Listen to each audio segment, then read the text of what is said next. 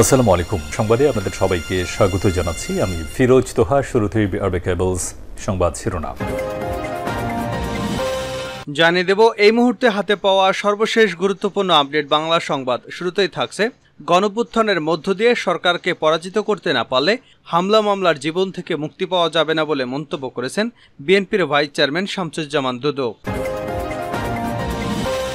এবারে জানাবো দেশের অর্থনৈতিক পরিস্থিতির অবনতি ঘটছে উল্লেখ করে বিএনপির মহাসচিব মির্জা ফখরুল ইসলাম আলমগীর বলছেন, আওয়ামী লীগ সরকার উন্নয়নের নামে মেগা প্রকল্প বানিয়ে মেগা দুর্নীতি করে চলেছে। দেশের অর্থনীতি দ্রুত গতিতে রসাতলে যাচ্ছে। এদিকে অর্থ আত্মসাৎ ও পাচারের অভিযোগে করা মামলায় নোবেল বিজয়ী ডক্টর মোহাম্মদ ইউনূস সহ 14 জনের বিরুদ্ধে অভিযোগ গঠন করেছেন আদালত। একই সঙ্গে সাক্ষ্য গ্রহণের জন্য আগামী 15 জুলাই দিন ধার্য করেছেন আদালত। জানিয়ে দেব ঝিনাইদহ 4 আসনের এমপি আনোয়ারুল আজিম আনার হত্যাকাণ্ডে জড়িত সন্দেহে জেলা আওয়ামী লীগের সাধারণ সম্পাদক সাইদুল ইসলাম করিম মিন্টুকে গতকাল বিকেলে রাজধানীর ধানমন্ডির এলাকার একটি বাসা থেকে গ্রেপ্তার করেছে গোয়েন্দা পুলিশের একটি দল। জানিয়ে দেব প্রধানমন্ত্রী শেখ হাসিনার আমন্ত্রণে চলতি মাসের শেষে ঢাকায় সফরে আসতে পারেন ভারতের প্রধানমন্ত্রী নরেন্দ্র মোদী। এবং সর্বশেষ জানাবো আন্তর্জাতিক সংবাদ। কাশ্মীরের সেনাঘাঁটিতে হামলা, এক জঙ্গি নিহত। ভারত নিয়ন্ত্রিত জম্মুর দোদার জেলার একটি অস্থায়ী সেনাঘাঁটিতে জঙ্গি হামলার ঘটনা ঘটেছে। এখনও সেখানে নিরাপত্তা বাহিনী এবং বিচ্ছিন্নতাবাদীদের মধ্যে গোলাগুলি চলছে। এতক্ষণ শিরোনাম শুনছিলেন, এবার বিস্তারিত। প্রিয় দর্শক, আপনি যদি এই চ্যানেলে নতুন হয়ে থাকেন, ভিডিওটি দেখতে দেখতে চ্যানেলটি সাবস্ক্রাইব করে আমাদের সঙ্গেই থাকুন। আর এই ভিডিও সম্পর্কে আপনি আপনার মূল্যবান মতামতটি কমেন্ট বক্সে জানিয়ে দিন। আর হ্যাঁ প্রিয় দর্শক, জানিয়ে দিন ভিডিওটি কোথা থেকে দেখছেন। ঐক্যবদ্ধ হয়ে সরকারের বিরুদ্ধে রাস্তায় নামার আহ্বান শামসুজ্জামান দুদুর। গণঅভ্যুত্থানের মধ্য দিয়ে সরকারকে পরাজিত করতে না পারলে হামলা মামলার জীবন থেকে মুক্তি পাওয়া যাবে না বলে মন্তব্য করেছেন বিএনপির ভাইস চেয়ারম্যান শামসুজ্জামান দুদু। নয়াপল্টনের দলের কেন্দ্রীয় কার্যালয় নিস্তালয় স্বেচ্ছায় রক্তদান কর্মসূচিতে প্রধান অতিথির বক্তব্যে এসব কথা বলেন তিনি। বিএনপির প্রতিষ্ঠাতা জিয়াউর রহমানের 43তম শাহাদাত বার্ষিকী উপলক্ষে অনুষ্ঠানের আয়োজন করা হয়। শামসুজ্জামান দুদু বলেন, এই সরকারের বিরুদ্ধে জাতিকে ঐক্যবদ্ধ করে রাস্তায় নেমে আসতে হবে। সাফল্য ব্যর্থতা যাই থাকুক না কেন, যতক্ষণ পর্যন্ত গণঅভ্যুত্থানের মধ্য দিয়ে এই সরকারকে পরাজিত করতে না পারা যায়, ততদিন পর্যন্ত এই কষ্টকর জীবন, কারাগারের জীবন, হামলা মামলার জীবন, এটা থেকে মুক্তি পাওয়া যাবে না।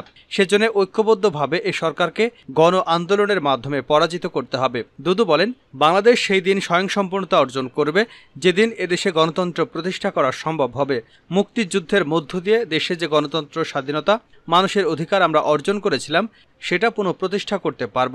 এই 52 থেকে 53 বছর পরে আমরা দুর্নীতিবাজদেরকে, সে দেশে থাকুক আর বিদেশে থাকুক অথবা পালিয়ে যাক, তাদেরকে বিচারের আওতায় এনে যথাযথভাবে কাঠগড়ায় দাঁড় করাতে পারলে মনে করব মানুষের জন্য কিছু করতে পেরেছি। তিনি আরও বলেন, এটা কি ভাবা যায় 10 থেকে 12টি ব্যাংক একেবারে ধ্বংস করে ফেলা হয়েছে, লুটপাট করে ফেলা হয়েছে? এটা ভাবা যায় না। আপনি ভারতে যান, পাকিস্তানে যান, শ্রীলঙ্কায় যান, সেই সব দেশেও এত লুটপাট হয় না। আমি অন্য কোনো দেশের দৃষ্টান্ত দিচ্ছি না। এদেশকে একটা লুটপাটের স্বর্গরাজ্যে দেশে রূপান্তরিত করেছে বর্তমান সরকার। দেশের অর্থনীতি দ্রুত গতিতে রসাতলে যাচ্ছে ফখরুল। দেশের অর্থনৈতিক পরিস্থিতির অবনতি ঘটেছে উল্লেখ করে বিএনপির মহাসচিব মির্জা ফখরুল ইসলাম আলমগীর বলেছেন, আওয়ামী লীগ সরকার উন্নয়নের নামে মেগা প্রকল্প বানিয়ে মেগা দুর্নীতি করে চলেছে। দেশের অর্থনীতি দ্রুত গতিতে রসাতলে যাচ্ছে। মানিকগঞ্জের ঘিওর উপজেলার গিলন্ডে মুন্নু সিটিতে এক সেমিনারে প্রধান অতিথির বক্তব্যে তিনি এসব কথা বলেন। গণতন্ত্র উত্তরণ, মত প্রকাশ, সংবাদপত্রের স্বাধীনতা ও খাল খনন কর্মসূচি জিয়াউর রহমানের ভূমিকা শীর্ষক এ সেমিনারের আয়োজন করে ঢাকা বিভাগীয় বিএনপি। ফখরুল বলেন, বাংলাদেশ আজ ফ্যাসিবাদের কবলে পড়েছে। যারা আজ বাংলাদেশকে শাসন করছে তাদের সঙ্গে জনগণের কোনো সম্পৃক্ততা নেই। এরা জনগণ থেকে সম্পূর্ণ বিচ্ছিন্ন, যে কারণে তাদের পাত্র নির্বাচন জনগণ প্রত্যাখ্যান করেছে। বিএনপির মহাসচিব বলেন, শহীদ জিয়াউর রহমান গণতান্ত্রিক আকাঙ্ক্ষা, বহুদলীয় গণতান্ত্রিক নীতি প্রতিষ্ঠা করেছিলেন, মানুষকে কথা বলার স্বাধীনতা দিয়েছিলেন, সংবাদপত্রকে মুক্ত করে দিয়েছিলেন। এটাই ছিল জিয়াউর রহমানের কারিশমা। জিয়াউর রহমানের রাজনীতি এবং দেশের মানুষের রাজনীতি, বিএনপির রাজনীতি এদেশের মানুষের রাজনীতি। এ কারণেই এদেশের মানুষ বিএনপির রাজনীতি ভুলবে না, জিয়াউর রহমানকে ভুলবে না। ডক্টর ইউনূস সহ ১৪ জনের বিচার শুরু। অর্থ আত্মসাৎ ও পাচারের অভিযোগে করা মামলায় নোবেল বিজয়ী ডক্টর মোহাম্মদ ইউনূস সহ ১৪ জনের বিরুদ্ধে অভিযোগ গঠন করেছেন আদালত। একই সঙ্গে সাক্ষ্য গ্রহণের জন্য আগামী ১৫ জুলাই দিন ধার্য করেছেন আদালত। বুধবার ঢাকার বিশেষ জজ আদালত ৪-এর বিচারক সৈয়দ আরাফাত হোসেন আদেশ দেন। দুদকের পক্ষে প্রসিকিউটর মোশাররফ হোসেন কাজল তাদের বিরুদ্ধে চার্জ পড়ে শোনালে আসামিরা নিজেদের নির্দোষ দাবি করে ন্যায় বিচার চান। এরপর আদালত তাদের বিরুদ্ধে চার্জ গঠনের জন্য আদেশ দেন। এর আগে গত ২রা জুন ২৫ কোটি টাকা আত্মসাতের অভিযোগের মামলায় ডক্টর ইউনূস সহ ১৪ জনের বিরুদ্ধে অভিযোগ গঠন শুনানি শেষ হয়। পরে আদালত এ বিষয়ে আদেশের জন্য ১২ জুন দিন ধার্য করেন। ২রা জুন আদালতে ঢুকে এজলাসের বেঞ্চে বসেন ডক্টর ইউনূস। এরপর আদালত থেকে ডক্টর ইউনূস ছাড়া বাকি আসামিদের ডগে যেতে বলা হয়। ডক্টর ইউনূস সবার সঙ্গে লোহা দিয়ে ঘেরা কাঠগড়ায় স্বেচ্ছায় গিয়ে দাঁড়ান। সেখানে তিনি ৩ মিনিট দাঁড়িয়েছিলেন। এরপর বিচারক সবাইকে কাঠগড়া থেকে বের হতে বলে ডক্টর ইউনূস কাঠগড়া থেকে বের হন। কাঠগড়া থেকে বের হয়ে ডক্টর ইউনূস বলেন, ২টো নোবেল পুরস্কার দেওয়া হয়েছিল, একটা আমার নামে আর একটা গ্রামীণ ব্যাংকের নামে। পৃথিবীর ইতিহাসে কোনো নজির নেই যে এক নোবেল বিজয়ীর বিরুদ্ধে আরেক নোবেল বিজয়ী মামলা করেছে। দুদকে হাজির হয়েছে, এটা আমাদের কপালে হয়েছে। এটা অভিশাপের একটা অংশ। এই অভিশাপ আমরা বহন করে যাচ্ছি। আমাকে গ্রামীণ ব্যাংক থেকে বের করে দেওয়া হয়েছে। আমার বিরুদ্ধে তদন্ত কমিটি হয়েছে, কোনো নিস্তার নেই। একটার পর একটা চলছে। অভিশপ্ত জীবনের একটা বড় পর্যায়ে পৌঁছে গেছি। স্বর্ণচোরা কারবারিদের সুরক্ষা দেন প্রভাবশালী একাধিক এমপি। ঝিনাইদহ ৪ আসনের এমপি আনোয়ারুল আজিম আনার হত্যাকাণ্ডে জড়িত সন্দেহে জেলা আওয়ামী লীগের সাধারণ সম্পাদক সাইদুল ইসলাম করিম পিন্টুকে গতকাল বিকেলে রাজধানীর ধানমন্ডি এলাকা থেকে একটি বাসা থেকে মহানগর গোয়েন্দা পুলিশের একটি দল গ্রেপ্তার করেছে। একাধিক গোয়েন্দা কর্মকর্তা জানিয়েছেন, এমপি আনার হত্যাকাণ্ডে জিজ্ঞাসাবাদের জন্য তাকে আটক করা হয়েছে। চাঞ্চল্যকর এমপি আনার হত্যাকাণ্ডের নেপথ্যে পরিকল্পনাকারীদের একজন আওয়ামী লীগ নেতা মিন্টু। স্থানীয় প্রশাসনের একাধিক কর্মকর্তা এই বিষয়টি নিশ্চিত করেছেন। আনার হত্যাকাণ্ডের নেপথ্যে মহানগর গোয়েন্দা পুলিশের পাশাপাশি একাধিক গোয়েন্দা সংস্থা অনুসন্ধান কার্যক্রম চালিয়ে আসছেন।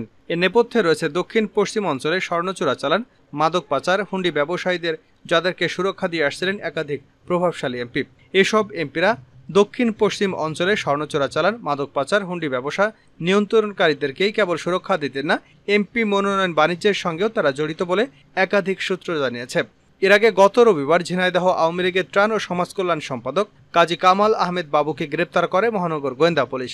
এমপি আনারকে কলকাতার সঞ্জীবা গার্ডেনের দোতলায় একটি অ্যাপার্টমেন্টে হত্যার পর চেয়ারে নগ্ন হয়ে বসা এবং মুখে টেপ দেওয়া অবস্থায় একটি ছবি আওয়ামী লীগ নেতা কাজী কামাল ও মিন্টুর মোবাইলে পাঠায় খুনিরা। মোবাইলে ছবি পাঠানোর সূত্র ধরে ডিবি তাদেরকে গ্রেপ্তার করে। এমপি আনার ঝিনাইদহ আওয়ামী লীগের সাধারণ সম্পাদক হতে চেয়েছিলেন। এ নিয়ে তার সঙ্গে গ্রেপ্তার হওয়া মিন্টুর বিরোধ বাধে। এই নির্বাচনী এলাকার অনেকেই মনে করেন এই হত্যাকাণ্ডের নেপথ্যে পরিকল্পনাকারীদের একজন এই মিন্টু। আনার হত্যাকাণ্ডের প্রধান পরিকল্পনাকারী পলাতক আখতারুজ্জামান শাহিন জেলা আওয়ামী লীগের নেতা এবং প্রভাবশালী এমপিদের ঘনিষ্ঠজন বলে একাধিক সূত্র নিশ্চিত করেছে। প্রভাবশালী এক এমপি কন্যার বিয়েতে এমপি আনার একটি প্রাডো মডেলের গাড়িও উপহার দিয়েছিলেন। এতে ওই প্রভাবশালী এমপি আনারের উপর সন্তুষ্ট হননি। ২০১৪ সাল থেকে এমপি আনার দক্ষিণ পশ্চিম অঞ্চলে স্বর্ণচোরা চালান, মাদক পাচার, হুন্ডি ব্যবসা এককভাবে নিয়ন্ত্রণ করে আসছেন। এসব ব্যবসায়ী মাফিয়াদের কাছ থেকে এমপি আনার প্রতি মাসে ১৫ থেকে ২০ কোটি টাকার মতো পেতেন। এই টাকার ভাগ নিয়ে ওইসব অঞ্চলের সাবেক ও বর্তমান প্রভাবশালী কতিপয় এমপির সঙ্গে বিরোধ বাধে। এর মধ্যে একজন প্রভাবশালী এমপি আনারের মাধ্যমে প্রতি মাসে ২ কোটি টাকা করে পেয়ে আসছিলেন। কিন্তু ২০১৪ সালে এমপি হওয়ার পর থেকে আনার ওই টাকার ভাগ বর্তমান এবং সাবেক প্রভাবশালী এমপিদেরকে দিতেন না। এই বিষয়টিও তাকে হত্যার অন্যতম একটা কারণ। এই অঞ্চলে স্বর্ণচোরা চালান, মাদক এবং হুন্ডি ব্যবসা নিয়ন্ত্রণ নিয়ে শতাধিক ব্যক্তি খুন হয়েছেন, কিন্তু সাক্ষী প্রমাণের অভাবে একটি হত্যাকাণ্ডেরও বিচার হয়নি। যারা এই হত্যাকাণ্ডের সাক্ষী দেবেন বলে ধরা হয় তাদেরও একই পরিণতি ঘটে। ফলে এসব মামলায় কেউ সাক্ষী দিতে যায় না। এ কারণে স্বজনহারারা ন্যায় বিচার থেকে বঞ্চিত হয়ে আসছেন। এমপি আনারের হত্যাকাণ্ডের বিষয়টি নিয়েও তার নির্বাচনী এলাকা ঝিনাইদহ ৪ আসনের বাসিন্দারা একই অনুভূতি প্রকাশ করেছেন। তার স্বজনরাও একই কথা বলেছেন। একই হত্যার নেপথ্যে জড়িত খুনিদের রক্ষা করতেও সেই সব প্রভাবশালী এমপিরা চেষ্টা চালিয়ে যাচ্ছেন বলেও অভিযোগ পাওয়া যাচ্ছে। শেষ করছি আন্তর্জাতিক সংবাদ দিয়ে। কাশ্মীরের সেনাঘাঁটিতে হামলা, এক জঙ্গি নিহত। ভারত নিয়ন্ত্রিত জম্মুর দোদার জেলার একটি অস্থায়ী সেনাঘাঁটিতে জঙ্গি হামলার ঘটনা ঘটেছে। এখনও সেখানে নিরাপত্তা বাহিনী এবং বিচ্ছিন্নতাবাদীদের মধ্যে গোলাগুলি চলছে। এর আগে গত রাতে কাথুয়া বিভাগে বিচ্ছিন্নতাবাদীদের হামলায় একজন নিহত এবং ২ জন আহত হন। এর কয়েক ঘন্টা পরেই সেই সেনাঘাঁটিতে হামলার ঘটনা ঘটে।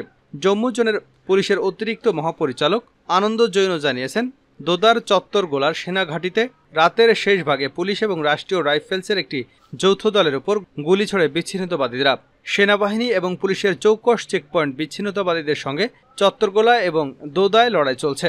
এই হামলার জন্য তারা পাকিস্তানের মদতপুষ্ট জঙ্গি গোষ্ঠীগুলোকে সন্দেহ করছে।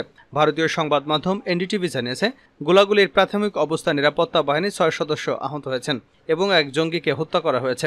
কাশ্মীর টাইগার্স নামের একটি বিচ্ছিন্নতাবাদী গোষ্ঠী নিরাপত্তা বাহিনীর উপর অতর্কিত এই হামলার দায় স্বীকার করেছে। 3 দিন আগে তীর্থযাত্রীদের বহনকারী একটি বাস লক্ষ্য করে বিচ্ছিন্নতাবাদীরা গুলি ছুড়লে বাস চালক নিয়ন্ত্রণ হারিয়ে বাসটি নিয়ে খাদে পড়ে যায়। এতে অন্তত 9 জন নিহত হন।